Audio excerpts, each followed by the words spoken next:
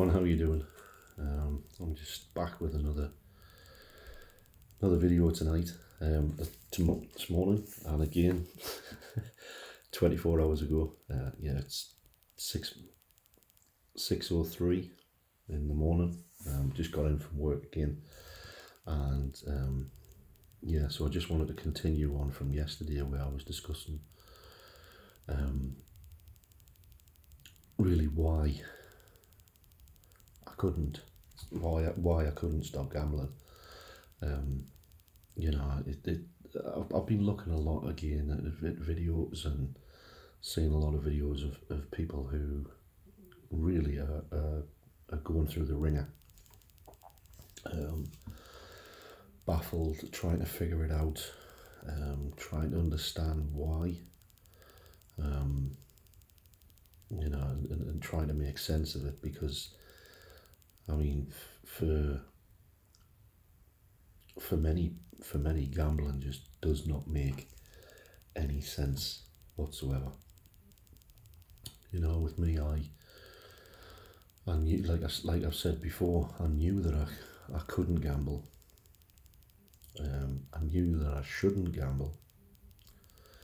I had a lot of determination. I had a lot of willpower. But at certain times, none of that stopped me from gambling.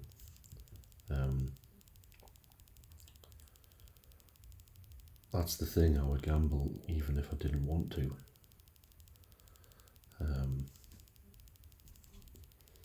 I mean, it was the most confusing and baffling thing I've ever faced. I mean, people tend to think, well, just if you've got a problem or if you've got an issue with it, just don't do it. Some people can do that. It's like if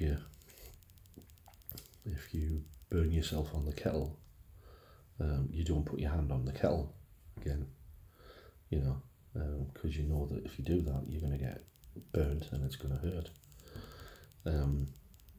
But there's something strange with gambling addiction that doesn't allow you to be able to think correctly. Doesn't allow you to follow through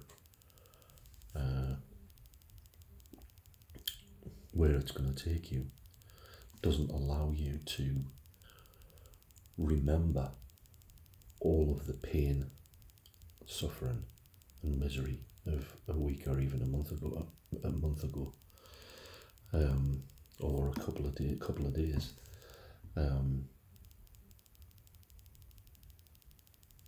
I mean,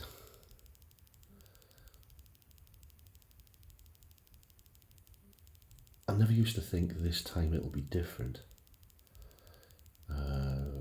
I never used to think much at all, really. After I'd gone on a gambling spree and ran out of money, I wouldn't be able to gamble if I couldn't get any money from family, if I couldn't get any money from friends. I couldn't get a payday loan or anything like that, or no more credit cards or anything. It would be, I wouldn't physically be able to do it.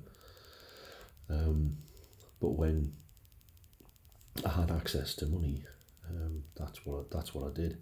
And I know a lot of people suggest giving financial control, giving control of your finances to somebody else as a way to break the cycle. But what happens if you don't have anybody else around? Many compulsive gamblers, many gambling addicts have destroyed all of their relationships with friends and family and are left alone to their own devices as a result.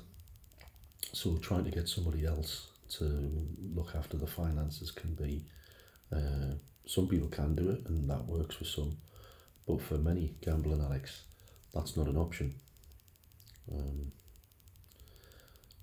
And we continue to do it time and time again.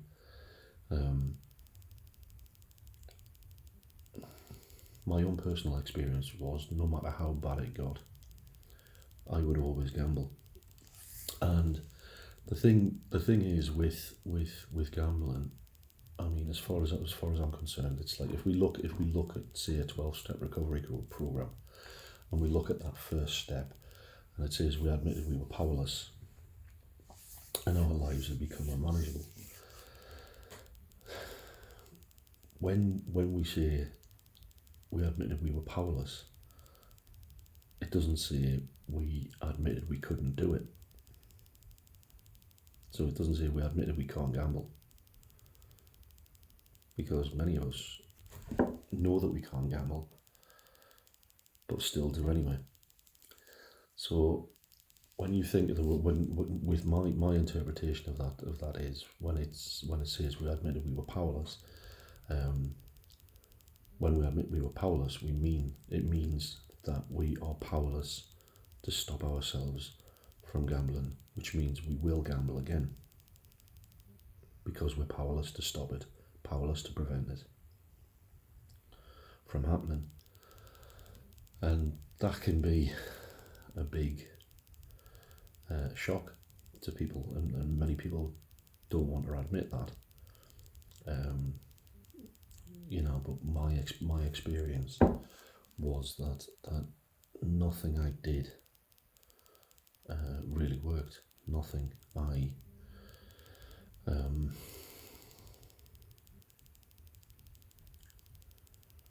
I felt suicidal. I didn't have food to eat. I didn't have electricity. I didn't have heating. I didn't have friends. My family was moving away from me. It just wrecked my life. But I would still do it. And why? That was what I couldn't figure out. Why was I still doing it even though I didn't want to do it?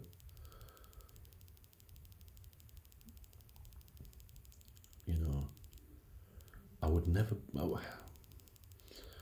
When I would win, I could never stop. Ever. I would never cash out. Online gambling, I would never cash out because I couldn't. I could only deposit. It was. I'm laughing about it, but I mean, it's by God, yeah. All I could do was deposit, but I could never cash out. And no matter how big the win, it would go on, and I could be on a spree of 12 hours, and the only way I would come off would be when everything was gone and when my bank was empty. So all of my paychecks, lending of money, everything would just go. And I knew in my heart that I've never cashed out, so I'm never gonna be able to cash out because I can't do it. So I knew I was gonna waste all my money, but I still couldn't stop myself doing it. And it had my head in bits because I really didn't want to.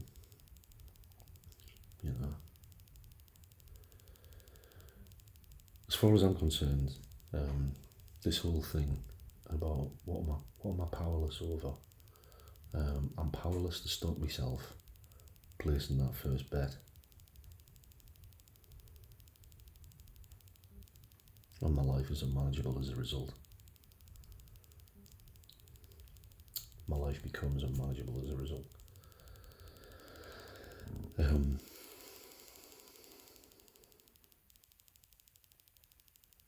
Because that's it. If you don't put that first bet on, if you don't put your first coin in the slot machine, if you don't make that first deposit and put that first bet on the online casino, you're not going to have a problem, are you? You're not going to lose.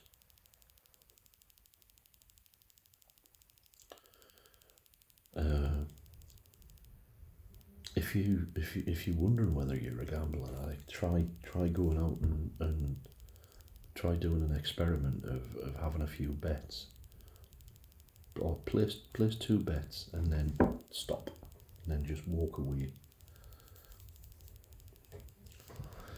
turn the log out of the online casino after 2 bets or 3 bets and see if you can do it.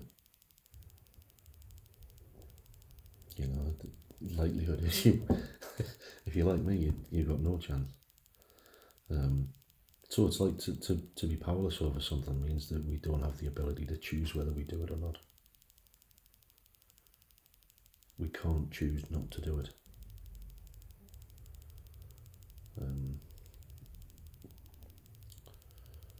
And if we can't choose not to do it, it means we are going to continue to do it time and time and time again because we don't have the power to prevent it happening again. And this was my experience all the time. I couldn't bring into my mind with sufficient force all of the suffering, all of the pain, all of the misery that I'd experienced. I wouldn't even be able to remember it. You know, it just wasn't. It just something was going on in my head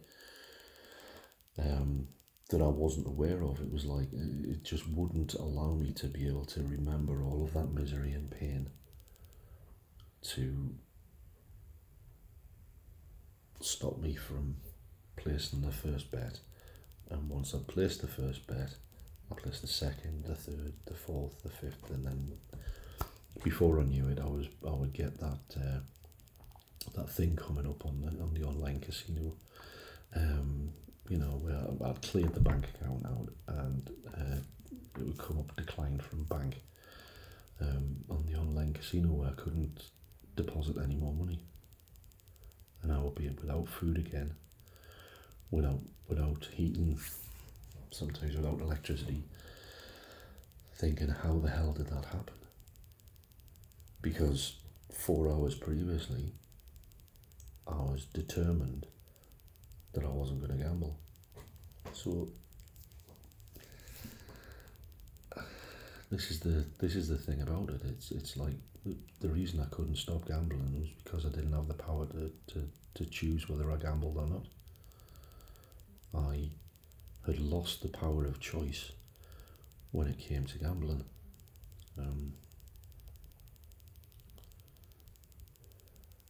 I wasn't choosing to gamble. Because why would I choose to do that? Why would I choose to do that? To do something that is constantly causing me loads of pain. And when I hear people talking about, oh, it's a matter of willpower, for some it may be, but not for a gambling addict, because if you're a gambling addict, you have lost the power of choice. That's what addiction is. No longer able to choose whether you do it or not.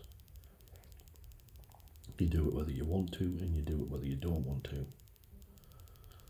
You know.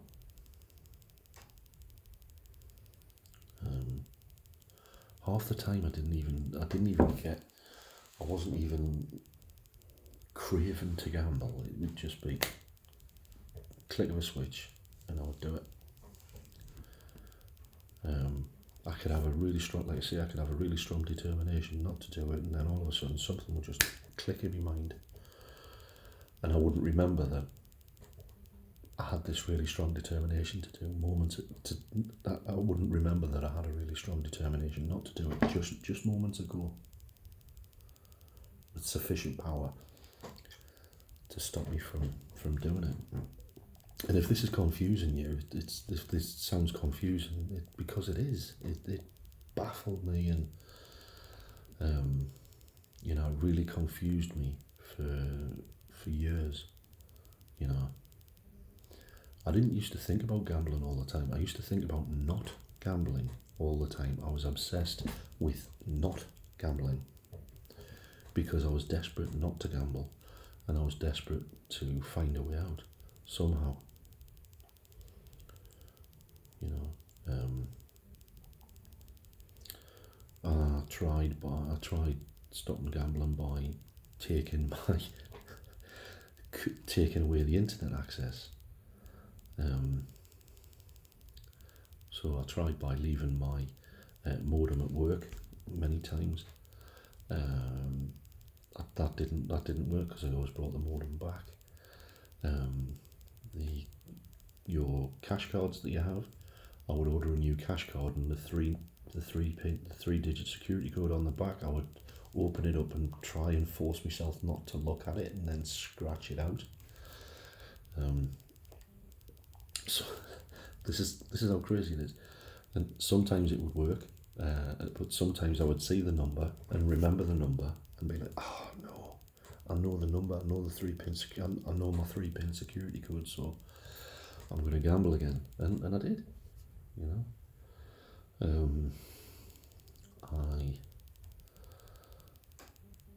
I tried going to fellowship meetings. And I would go there, but nobody seemed to talk about the steps or anything like that. So I just didn't bother going.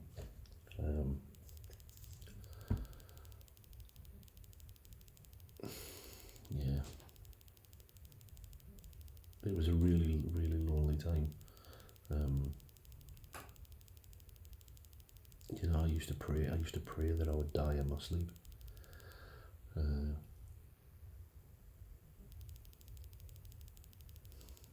It was awful. It was awful.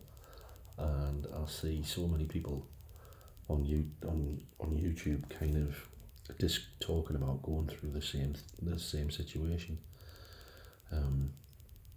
I was hopeless. I was a hopeless gambling addict. And like I say, I could never win. My mind wouldn't allow me to win and walk away. I never cashed. Honestly, I think I cashed out in 12 years of well, not 12 years. It was about 10 years of chronic online gambling addiction. I think I must have cashed out about 3 or 4 times. I just couldn't. Do you know that feeling when you get your paycheck, when you get your wages, and you know, convincing yourself that it doesn't matter if I lose a quarter. I'll wager a quarter of me paycheck and see what happens. Thinking that, thinking that I was going to win. I never did win. That was the thing. It was obvious. I never won. Never. I was hopeless. I was a hopeless case. Hopeless.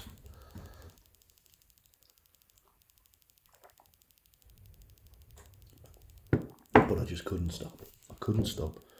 And the reason I couldn't stop was because I was powerless, but I didn't understand I was powerless. And I didn't understand that I needed to find some power from somewhere to take care of that part of my mind which I'd lost control of. Because I'd lost control of my mind. I'd lost control over whether I gambled or not. And I didn't choose to lose control of my mind. It was something that happened over a period of time. Now, with my gambling, it was like I started off when I was younger, betting five p a spin, and then it went up to £100 a spin, sometimes more. Yeah, so this thing about the illness of gambling addiction, it's progressive. It gets worse. It doesn't get any better. It gets worse, and anybody who has lived through gambling addiction will agree with me. I'm a gambling. I was a gambling addict. Today, I'm free from that. Thank God. And I have a life that I never thought possible. But I never, in my wildest dreams, thought that I would find a way out. you know, because like I say, it was just hopeless. Um, once I realised that I didn't have the power to prevent or stop myself from gambling again, I had to find some power from somewhere else, and that's when I started to seek out help. Um, you know, and I'm not gonna be ashamed. I got on my knees and prayed, you know, because I had no other option. I had no other option. I used to do it. You know, I used to. Then when you lose that, then when you lose big, and it's like, God, please don't let us do that again. But really not, you know, not recognizing that.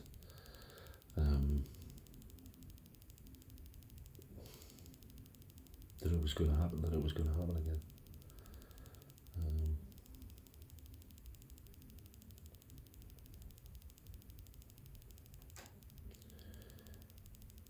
What I needed was a complete change in my thinking.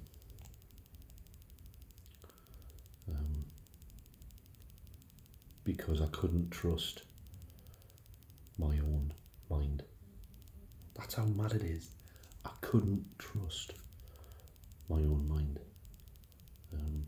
because it would lie to me.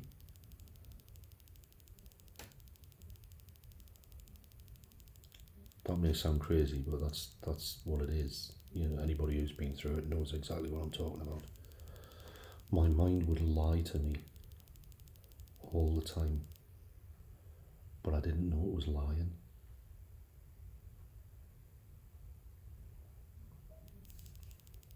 People talk about gambling addicts being in denial. I knew I was banging trouble. There was no denial about it. I knew I was banging trouble, and I was desperately seeking a solution. But I didn't know where to look, and I didn't know really fully the nature of the problem. You know, I didn't realise that the problem was centred within my mind, and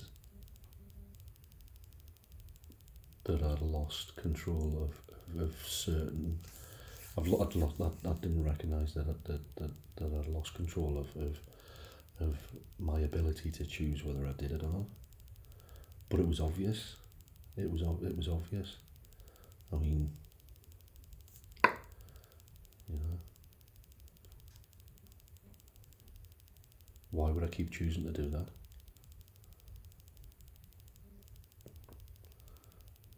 You know, even after even after suicide attempts, losing family, friends, you know, real dark stuff, and really having that strong determination. I am never gonna do this again.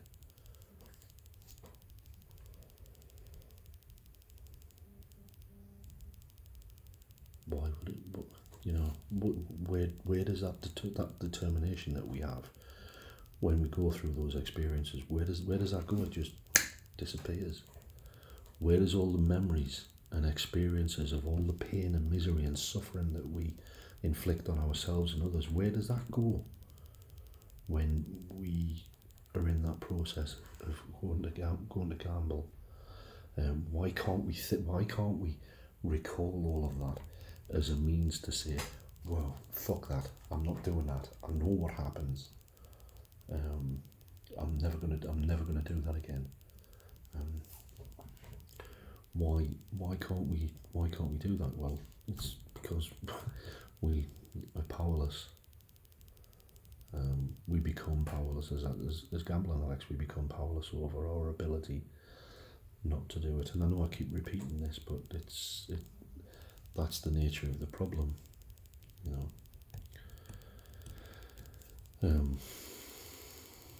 It's not because we're bad people. It's not because we're unintelligent. It's because we have a mind that is constantly working against us. There's a battle going on inside of our heads. We're constantly being lied to about the question of gambling. That's why we kept on continuing to do it.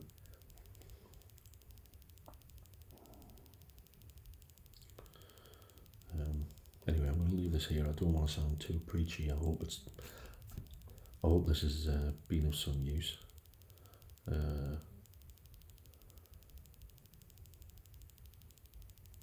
That second step, we came to believe that a power greater than ourselves could restore us to sanity. That's quite an easy thing it was quite an easy thing for me to do, because I knew I was insane, and I knew that I needed something other than me to be able to restore me back to a sound state of mind in relation to gambling.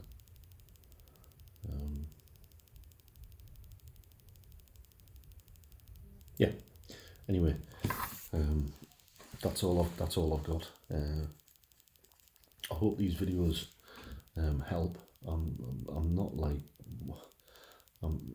if you noticed, there's a theme throughout all this. I try to focus on the mental aspect of addiction rather than focusing on the external manifestations of what actually happened.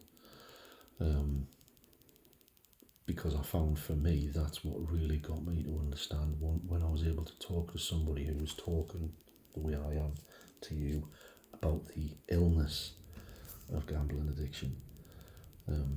That's when I was able to recognise what it was and recognise what I needed to do in order to recover.